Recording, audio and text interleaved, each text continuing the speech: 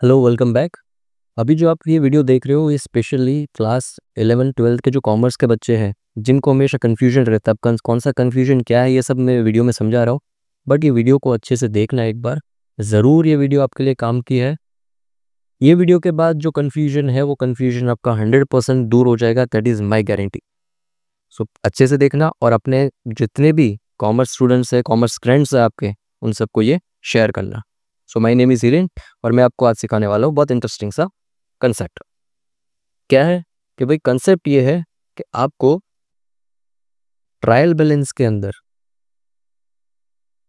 देखो भाई, जो ज़्यादा मार्क्स का आता है ना उसी पे फोकस पहले कर रहा हूँ मैं। सीधे धीरे धीरे ऐसे भी कुछ जो इंटरेस्टिंग टिप्स आपके लिए जो होगी दिन लायक वो आपको मैं दूंगा। क्या है कंसेप्ट? ट्रायल बैलेंस के अंदर आपके पास दो इंफॉर्मेशन होती है, या तो आपके पास कुछ डेबिट अमाउंट होता है या तो आपके पास कुछ क्रेडिट अमाउंट होता है। दो एंट्री होती है, या तो डेबिट या तो क्रेडिट।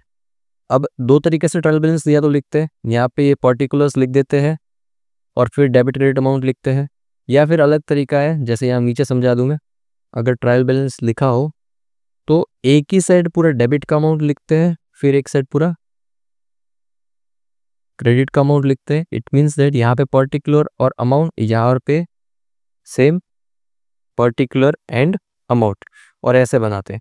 ये दोनों ही तरीके में आपको ये चीज़ें समझ आ जाएगी कि ये मैं क्या समझाना चाहता हूँ। तो पॉइंट है मेरा ये कहने का कि सबसे पहले अगर इसकी बात करें, दोनों में सेम कंसेप्ट है, ठीक है। पर्टिकुलर डेबिट क्रेडिट सब लिखा रहेगा तो बच्चे को कन्फ्यूजन ये होता है कि मान लो ऐसी एंट्री लिखी है, बिल्स, सिर्फ चलो बिल्स लिखा है। क्या लिखा है? सिर्फ बिल्स। एक में लिखा है 7,000 और एक में लिखा है 10,000। तो आप अभी इस बिल का मतलब क्या समझोगे? ऐसी एंट्री आ सकती है। तो ये बिल्स में 7,000 या 10,000 कौन सी एंट्री कहाँ जाएगी? तो देखो, आपको इतना पता है कि बिल्स है मतलब ये bills receivables and bills payables है। तो ये कैसे पता चलेगा कि कौन सी एंट्री कहाँ जाएगी? तो बिल्स रिसीवेबल जो एंट्री है वो कौन सी होती है? वो एसेट की एंट्री होती है, और बिल्स पेबल मतलब वो अपनी लायबिलिटी की एंट्री होती है। तो पहले ये समझा दूं कि बैलेंस शीट के अंदर कौन सी, बैलेंस शीट के अंदर अपने पास एक साइड लायबिलिटी होती है और एक साइड अपने एसेट्स होते हैं। अब लायबिलिटी में और एसेट्स में इस साइड अपना होता है बिल रिसीवेबल और इस साइड अपना होता है बिल्स पेबल्स। अब बिल रिसीवेबल, आप एसेट लायबिलिटी देख रहे हो, ठीक है चलो देखो, बट आप ऐसे भी तो देखो, normally left side right side है। लेफ्ट साइड को अपन नॉर्मली अपन डेबिट मानते हैं और राइट साइड को क्रेडिट मानते हैं। लायबिलिटी और एसेट में डेबिट क्रेडिट तो नहीं है, बट अपन मान के चल रहे, ऊपर लिखते हैं ये क्रेडिट है और ये क्या है, डेबिट। ऐसा हम अपने लिए याद रखने के लिए अपन ऐसा लिख रहे हैं। अब देखो, जब भी ट्रायल बैलेंस में कोई भी एसेट की एंट्री होगी ना, कोई भी एसेट की एंट्री, तो वो हमेशा कहाँ आएगी? तो भाई वो हमेशा डेबिट अमाउंट के साथ आती है। किस साइड आती है? डेबिट अमाउंट के साथ। कितना भी एसेट का एंट्री होगा डेबिट अमाउंट के साथ आएगा, और जितना लायबिलिटी का अमाउंट होगा वो किस साइड आएगा? क्रेडिट एंट्री के साथ, ठीक है। तो ये अपने लायबिलिटी की बात कर रहा हूँ और ये सब बात कर रहा हूँ मैं एसेट की। ये ध्यान देना, एसेट की एंट्री ट्रायल बैलेंस में डेबिट होता है, उसका अपोजिट एसेट में लिखा जाता है, क्रॉस में लिखा जाता है। ये सिर्फ बैलेंस शीट के अंदर बोल रहा हूँ ना। अगर यही सेम चीज़ पीएनएल अकाउंट के अंदर होगी तो ऐसा नहीं है। पीएनएल अकाउंट की एंट्रीज अगर आपको ढूंढनी है ट्रायल बैलेंस में से, तो पीएनएल में डेबिट में लिखते हैं तो ट्रायल बैलेंस में वो डेबिट में ही लिखा रहेगा। पीएनएल में जो क्रेडिट में लिखते हैं वो ट्रायल बैलेंस में क्रेडिट में ही लिखा रहेगा। क्या? तो भाई जैसे मान लो डिस्काउंट है, तो डिस्काउंट अपने पास दो होते हैं, अलाउड एंड रिसीव्ड। मान लो 5,000 डिस्काउंट आपने अलाउ किया है और 2,000 डिस्काउंट रिसीव हुआ है, तो ये रिसीव है, ये किस साइड लिखा है अपन ने? तो देखो, ट्रायल बैलेंस में अगर लिखा है क्रेडिट में तो हम भी पीएनएल में क्रेडिट में लिखते हैं।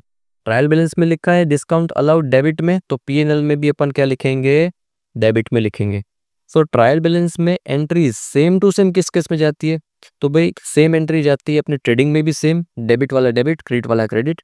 पीएनएल भी सेम, डेबिट वाला डेबिट, क्रेडिट वाला क्रेडिट। लेकिन सिर्फ बैलेंस शीट के अंदर ये क्रॉस हो जाता है। अब ये कैसे? ये इंटरेस्टिंग टॉपिक क्यों है? बच्चे कंफ्यूज हो जाते हैं। डेटर्स क्रेडिटर्स लिखा रहता है, ऐसा लिखते हैं यहाँ पे, साथ में डेटर्स क्रेडिटर्स, ठीक है, और अमाउंट लिख देंगे यहाँ पे और यहाँ पे। अब बच्चे कंफ्यूज कौन सी एंट्री कहाँ पे, या उल्टा लिख देंगे, पहले क्रेडिटर्स लिख देंगे फिर डेटर्स लिख देंगे, तो भी बच्चे कंफ्यूज। ऐसा भी लिखा होता है बैंक, और बैंक के बाद इधर लिखा है 5000। ये मैंने देखो किस साइड लिखा है, क्रेडिट साइड लिखा है 5000 बैंक का। जब बैंक 5000 क्रेडिट लिखा है तो क्या होगा, तो इसका मतलब कि ये बैंक ओवरड्राफ्ट है, क्योंकि बैंक एक एसेट होता है। बैंक मतलब बैंक में पैसे रहते हैं तो एसेट में लिखते हैं अपन, तो एसेट में एंट्री होनी चाहिए थी, तो डेबिट अमाउंट होना चाहिए था। कौन सा अमाउंट होना चाहिए था, डेबिट। बट इधर किधर लिखा है अमाउंट, क्रेडिट में लिखा है, मतलब ये बैंक ओवरड्राफ्ट है, ओडी है। क्लियर हुआ ये। अब एक क्वेश्चन, वैसे तो मैंने आपको समझा दिया, फिर भी ऐसे लिखा है कैश बैंक, ये ट्रायल बैलेंस की एंट्री बता रहा हूं मैं, और यहाँ पे है डेबिट और यहाँ पे है credit. Cash bank, creditors, debtors. Cash bank में आपके पास लिखा हुआ है 5000, 2000, ये आपके पास एंट्री लिखी हुई है 2500, 3000। अब आप मुझे बताओ कौन सी एंट्री कहाँ आएगी, कमेंट सेक्शन के अंदर मुझे बताना जल्दी से कि ये एंट्री कहाँ आएगी। कमेंट सेक्शन के अंदर अगर आपका आंसर आएगा तो मैं समझूंगा कि आपका कंसेप्ट क्लियर हो गया होगा, एंड आई 100% श्योर कि आपका ये कंसेप्ट अब तक क्लियर हो गया हो। ऐसे ही कुछ कंसेप्ट, ऐसे ही कुछ टिप्स एंड ट्रिक्स के लिए आगे नेक्स्ट वीडियो में आप मेरे साथ जुड़े। इसके लिए आपको करना पड़ेगा मेरे चैनल को subscribe. Thank you so much. Like करना मत भूलना एंड शेयर करना मत भूलना।